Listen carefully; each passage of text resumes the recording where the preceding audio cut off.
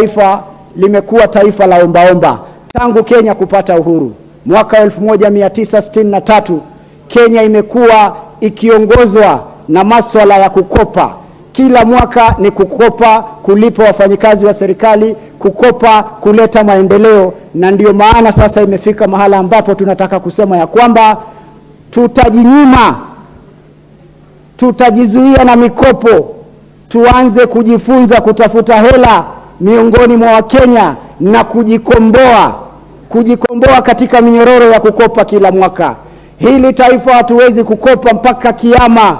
Hili taifa ni lazima tukaze minyororo, tufunge longi yetu vizuri na tuvae njuga, na tuhakikishe ya kwamba tutafanya haya mambo kwa miaka 2 ama 1 hivi, lakini mambo yatakuwa sawa. Mheshimiwa Spika, unataka vipi Kenya hii tujenge barabara wananchi wanataka? Mheshimiwa Spika, unataka vipi sisi leo tuweze kuunganisha umeme? Unataka vipi leo tuweze kupunguza bei ya vyakula ilhali tutaendelea kukopa kwa wazungu ili kuleta matatizo kwa Afrika? Ni lazima tujifunze na kustahimili. Mheshimiwa Spika, katika bunge hili leo, hawa wabunge wenzangu leo wana nguvu kwa sababu wao, kila mbunge kama sijakosea ana nyumba. Mheshimiwa Spika, wacha nizungumzie hili swala la nyumba kwa sababu linachukuliwa vibaya sana. Leo mbunge wa Kenya kila tama kiingia anachukua milioni 30 na kununua nyumba. Hawa wabunge wote, mimi pia binafsi na nachukua hiyo pesa na kuhakikisha ya kwamba Mheshimiwa Spika nilinde. Mheshimiwa Spika nilinde na haya maneno nayosema. Hawa wabunge tuacheni ubinafsi kwa mara ya kwanza, tufikirie hawa wananchi. Ni lazima tujinyime, ni lazima tujiadhibu ili tuweze kukomboa hawa wa Kenya. Leo unataka kupinga mswada, leo unataka kupinga bill kwa sababu ya kutafuta umaarufu, siasa za populism. Tunataka siasa za kukomboa taifa hili.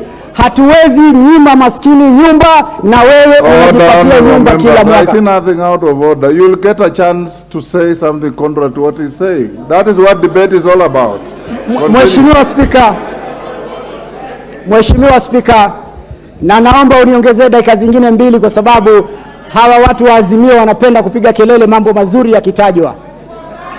Mheshimiwa Spika, nilikuwa nazungumzia, angalia katika hii bila, angalia Mheshimiwa Spika. Kwanza inapatia taifa hili uhuru wa kuwapatia nafasi wawekezaji waweze kuja katika taifa hili.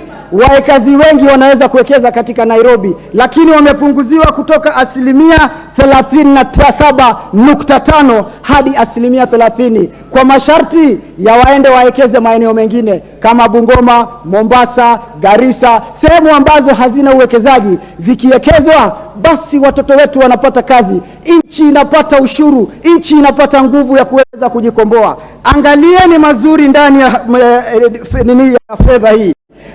Kwa mfano hii mambo ya